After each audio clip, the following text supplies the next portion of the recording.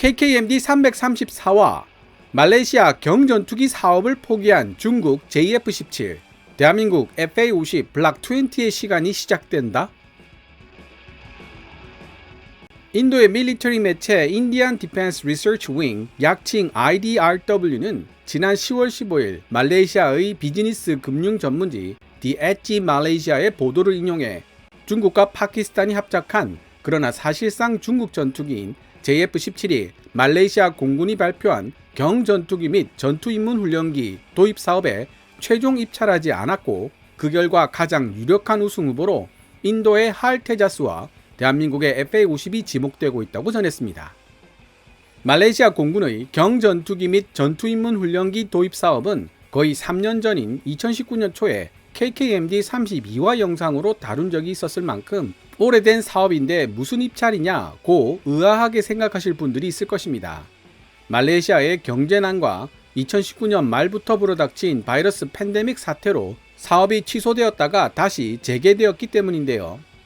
2019년 당시 국내 일부 군사 전문가들과 밀리터리 유튜버들은 중국 파키스탄 합작 전투기 JF-17에 비교한다면 대한민국 FA-50은 명함도 못 내미는 기종이라고 비판했었습니다.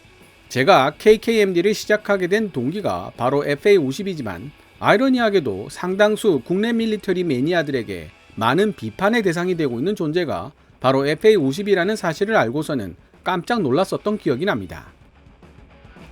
중국 파키스탄 합작 JF-17과 비교해봤을 때 당시 FA-50이 불리하다고 평가받았던 주요 논점을 정리해보면 다음과 같습니다. 첫째, JF-17은 중거리 시계외 공중전 BBR이 가능한 제대로 된 의미의 제공 전투기이지만 FA-50은 근접전만 가능한 공격기에 불과하다. 둘째, JF-17은 블락 3 업그레이드를 통해 4+ 세대 전투기로 변모될 예정이지만 FA-50은 별다른 개선사항이 보이지 않는다. 셋째, 당시 JF-17의 가격은 2,500만 달러, 한화 290억대에서 형성되었지만 FA-50은 3,000만 달러, 한화 350억대에서 형성되어 가격 경쟁력이 떨어진다. 한 가지 유념해야 할 부분은 JF-17의 2,500만 달러라는 가격은 블락 3로 업그레이드 되기 전 가격이며 블락 3로 개수되면 가격이 어떻게 될지는 아무도 모른다는 사실입니다. 중국, 파키스탄의 JF-17이 갑자기 무슨 이유로 말레이시아 경전투기 수주전에서 발을 뺐는지 그 이유를 명확하게 알려주는 곳은 없었습니다. IDRW는 전투기 대금을 현금 대신 팜유로 지급하겠다는 말레이시아의 거래 조건이 문제가 되었다고 이야기하고 있지만 IDRW가 인용한 말레이시아 언론에서는 지난 5월에 있었던 중국 군용기의 말레이시아 영공 침입 사건을 그 이유로 들고 있기도 합니다. 어찌되었든 JF-17이 사라지고 강력한 우승 후보로 주목되고 있는 인도 할 테자스와 대한민국 FA-50에 대해 말레이시아 현지 언론들은 어떤 시각으로 바라보고 있을까요? 또 다른 말레이시아 언론 The Edge Market가 보도한 내용을 살펴보면 말레이시아 공군이 초음속 비행 능력, 공중 급유 능력, 중거리 시계외 공중전 BBR 능력과 현지 법인을 30% 이상 지분으로 참가시킬 것 등을 작전 요구 능력으로 공지했다고 밝히고 있습니다. 그런데 이 모든 조건을 모두 만족시키는 기종은 현재 인도 테자스가 유일하다는 것이죠. 많은 사람들이 알고 있다시피 현재 FA-50에는 중거리 공중전 능력이 결여되어 있기 때문에 또다시 해외 수주전에서 발목이 잡히고 있는 것입니다. 그런데 이상하지 않습니까? 한국 항공우주 산업 카이 수뇌부가 바보가 아닌 이상 왜 지금까지 FA-50에 시계외 공중전 BBR 능력을 부여하지 않고 있었던 것일까요? 제가 여러 방산 전시회에 참여하며 카이 관계자들에게 이 부분에 대한 질문을 했었지만 속 시원한 대답을 듣지 못했습니다. 분명히 뭔가 있기는 한데 말이죠. 이번 아덱스 2021을 통해 한국 항공우주 산업은 내년 2022년부터 본격적인 FA-50 개량 사업을 시작할 것이라고 알렸고 이를 취재하여 331화를 만들기도 했습니다만 331화에서도 알려드렸듯이 카이는 AIM-120 암람을 통합하는 것이 아니라 2026년까지 KF-21용 국산 A사 레이더를 축소하여 장착시키고 국산 공대공 미사일을 개발하여 통합한다는 장기 계획을 세우고 있습니다. 현재 우리 공군에서 사용하고 있는 AIM-120 암람을 통합하는 편이 더 빠르고 편리할 것 같은데 카이는 왜 굳이 2026년이라는 시간을 정해두고 국산 공대공 미사일을 장착할 것이라고 이야기하고 있는 것일까요? 먼저 인도의 국방 매체 Indian Defense Research Wing IDRW가 전하고 있는 기사 내용을 알려드린 후 이 부분에 대한 이야기를 계속해 볼까 합니다. 기사 원문은 노란색 글자로 표시됩니다. 말레이시아에 기반을 둔 비즈니스 금융 전문지 The Edge Malaysia는 최근 보도를 통해 파키스탄이 올해 6월 22일 공표된 말레이시아 왕립공군 경전투기 전투임문 훈련기 입찰에 응하지 않았다고 주장했다. 일부 성급한 소식통들은 종종 파키스탄과 중국이 합작해서 만든 전투기 JF-17이 말레이시아 공군이 가장 선호하는 기종이 될 것이라 설레발을 치기도 했다. 입찰이 종료되는 마지막 날짜인 9월 22일이 되기 전 말레이시아 왕립공군은 다음 6개 업체로부터 입찰을 받았다. DH의 보도에 따르면 말레이시아 현지 기업 캐말락 시스템과 손잡은 한국 항공우주 산업은 FA-50 파이팅 이글을 제안하고 있고 터키 항공우주 산업은 아직 개발이 끝나지도 않은 휴르젯 초음속 고등훈련기와 이를 경전투기로 파생시킨 형태를 제안했다. 그 외에 러시아는 미그-35로 중국은 홍두 L-15 경공격기로 입찰에 응했으며 이탈리아의 M346 고등훈련기와 인도의 경전투기 테자스 마크1 등도 함께 입찰에 참여했다. 말레이시아 공군이 세우고 있는 계획은 두 단계로 나눠 36대의 경전투기 겸 전투임문 훈련기 플랫폼을 조달하는 것으로 2021년부터 18대를 그리고 나머지 18대는 2025년부터 구입한다는 내용이다. 말레이시아 공군은 새로 도입한 18대의 신형 전투기로 노후화가 심각하게 진행된 BAE 시스템 복자식 전투기 호크 마크 108과 단자식 마크 208을 교체할 예정이다.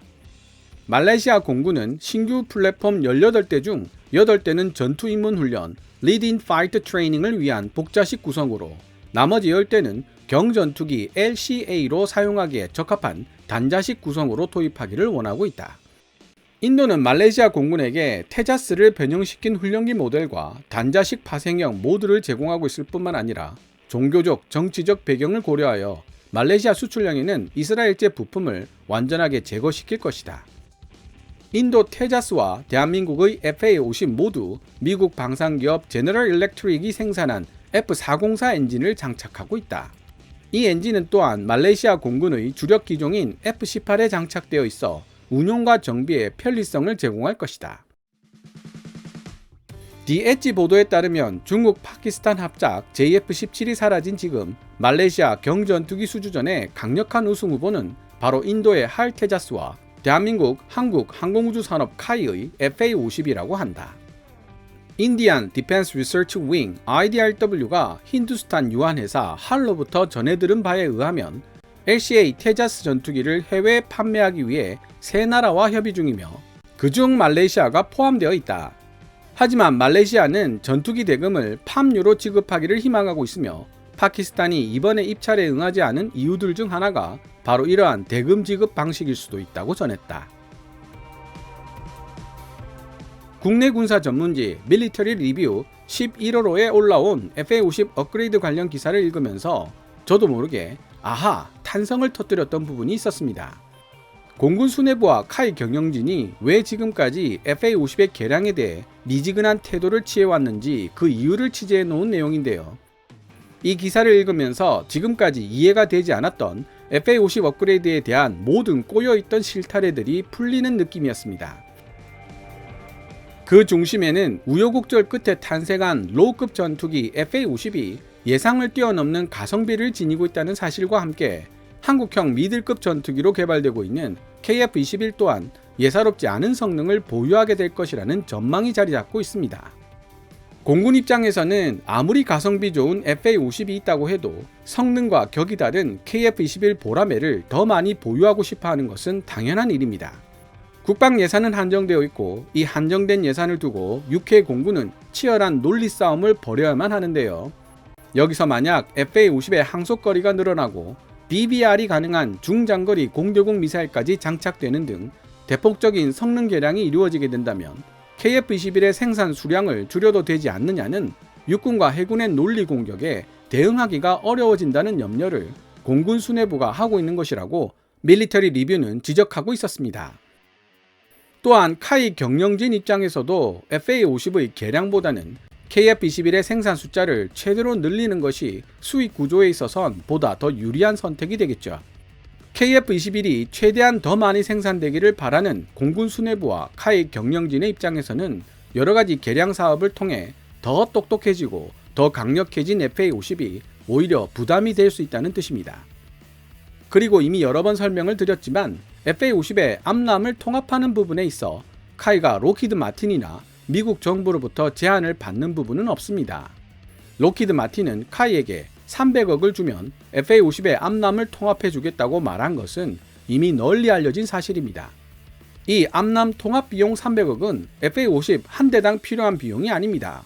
일회성 비용이죠. 그런데도 카이는 왜 국산 A사 레이더에 국산 공대공 미사일 장착을 이야기하고 있을까요? 밀리터리 리뷰는 카이 관계자로부터 암람을 FA-50에 소프트웨어적으로 통합하는 데 들어가는 비용은 300억이지만 실제 전투기에 장착하여 통합하는 전 과정을 실행하는 데 있어 약 5천억 정도의 비용이 필요하다는 이야기를 들었다고 기술해 놓고 있습니다. 게다가 우리 공군이 운용하는 FA-50에 암람을 통합하는 것과 필리핀이나 말레이시아에 수출하는 FA-50에 암람을 통합하는 것은 또 다른 이야기가 될 수 있습니다. 미국 정부의 입김이 강하게 작용할 수 있다는 뜻이죠. 지금까지 살펴봤던 이유들 때문에 우리 공군과 카이는 FA-50의 업그레이드에 적극적인 모습을 보이지 않았던 것입니다. 하지만 이를 역으로 생각해 본다면 KF-21의 적정 생산량이 안전하게 보장되는 시점이 되면 공군과 카이 수뇌부들의 결정에 의해 FA-50이 적극적으로 개량된다고 봐도 되지 않을까? 라는 논리적 추론을 할 수 있습니다. 제가 아덱스 2021에서 취재했던 관계자는 분명 FA-50의 블락 20 성능 개량에 있어 2026년이라는 특정 기간에 방점을 두고 있었습니다. 2026년이면 KF-21이 실전 배치되는 시점이지요. 이 두 가지 사건이 과연 우연의 일치일까요? 말레이시아 경전투기 및 전투입문 훈련기 도입 사업에 있어 인도의 할 테자스가 FA-50보다 유리한 점은 시계외 공중전 BBR이 가능한 중장거리 공대공 미사일이 장착되어 있다는 점과 단자식 모델이 있다는 점 등입니다. 현재 복자식으로 만들어져 있는 FA-50의 경우 단자식으로 바꾸려면 설계 자체를 바꾸어야 하기 때문에 쉽지 않은 일로 알고 있습니다. 물론 FA-50을 1인승 단자식으로 바꾼다면 생겨나는 여유 공간에 내부 연료 탱크나 기타 항전 장비 등을 추가할 수 있기 때문에 아이디어로만 존재했던 F-50의 실현도 가능해지겠지만 이는 실현된다고 하더라도 꽤 먼 훗날의 이야기가 될 것이 분명합니다. 반대로 인도의 할 테자스가 FA-50보다 불리한 점은 무엇보다도 한 번도 해외 시장에 판매된 사례가 없어 검증되지 않은 제품이라는 사실입니다. 오히려 자국 인도 해군이 테자스 도입을 강력하게 거부한 사실은 너무나도 유명하죠. 구글에 Indian Navy Rejects Tejas로 검색해보면 금방 알 수 있습니다. 그에 비해 대한민국의 FA-50은 필리핀과 인도네시아 등 인접한 국가들에 의해 운용되고 있다는 훌륭한 실적이 있습니다. 한 가지 흥미로운 것은 말레이시아 언론들이 FA-50이 동남아에서 각광받고 있다는 사실에 대해 훌륭한 전투기라는 반증이며 물류나 후속 지원이라는 측면에서도 유리하다고 평가하는 의견이 있는가 하면 국경을 접한 국가에 의해 사용되고 있는 전투기를 같이 도입하게 되면 전투 능력에 대한 정보들이 쉽게 유출될 수 있다는 논리로 반대하는 의견도 보인다는 사실입니다. 어쨌든 지금까지 취재해왔던 데이터와 밀리터리 리뷰 11월호의 내용을 취합해보면 나름 확연하게 보이는 줄거리가 있습니다. 그리고 2026년 이후 대한민국 로우급 전투기 FA-50이 어떤 방향으로 개량될 것이며 앞으로 어떻게 항공 선진국들이 만든 로우급 전투기들의 아성을 위협할 수 있게 될지에 대한 나름대로의 그림이 그려집니다. 2030년대가 되면 KF-21 보라매와 로우-하이 조합을 이룬 FA-50이 전 세계를 무대로 수주전을 벌이고 있는 모습을 취재하게 될지도 모르겠습니다. 그런 날이 꼭 왔으면 좋겠네요. 오늘 KKMD에서 준비한 내용은 여기까지입니다. 좋아요와 구독 신청은 제작자에게 큰 힘이 됩니다. 방송된 내용들은 KKMD 블로그에서도 읽어보실 수 있으며 후원 멤버로 가입해 주시면 영상 제작 지원과 더불어 업로드된 영상을 더 일찍 만나보실 수 있습니다. 지금까지 시청해 주셔서 감사합니다. Kevin's Military Channel KKMD